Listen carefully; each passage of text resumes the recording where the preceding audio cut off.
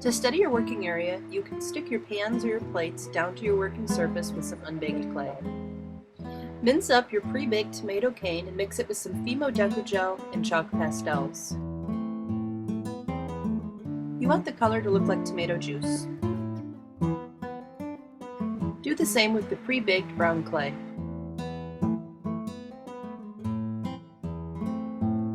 All of my leftover chopped pieces of pre-baked clay I keep in plastic bags, and I use them later. They always come in handy. Begin layering your noodles, your cheese, your meat, and your tomatoes. You can do this in any order you want, and it can be as shallow or deep as you intend it to be, depending on the type of pan or tray that you're putting your lasagna in.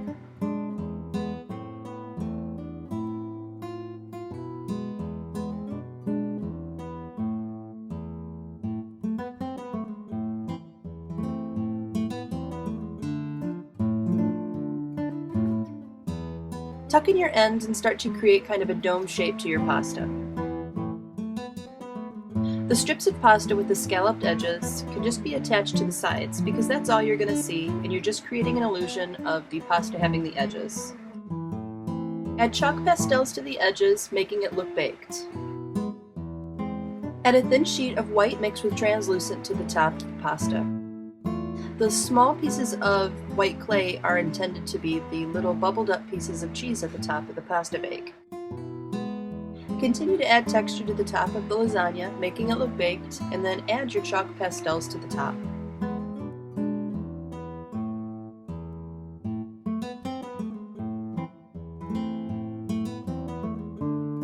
I made a small amount of pasta sauce, just the juice, and some melted cheese, both with Fimo Deco gel and chalk pastels.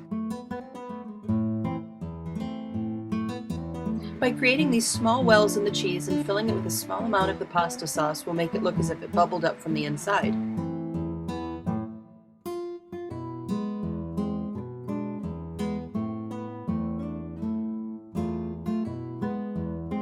I tried to make sure that the pasta sauce got all over the pan. Having the pan be a little bit messy makes it look a little bit more authentic and real.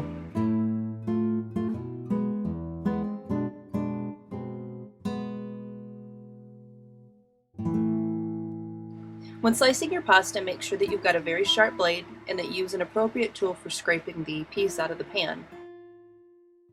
Don't want it to be perfect. The messier the piece, the more it's going to actually look like real lasagna.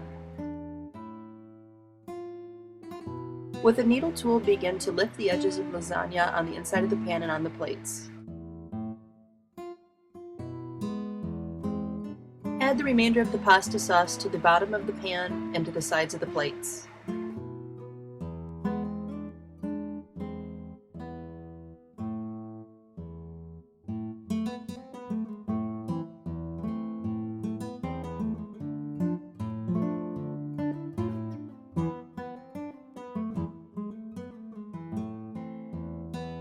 If you're more comfortable with adding acrylic paints at the end, certainly do that. I just find that adding the Prismacolors helps to just get the edges of whatever it is that I'm coloring. Seal with both a matte glaze and a glossy glaze. The glossy glaze goes on the sauce and parts of the cheese.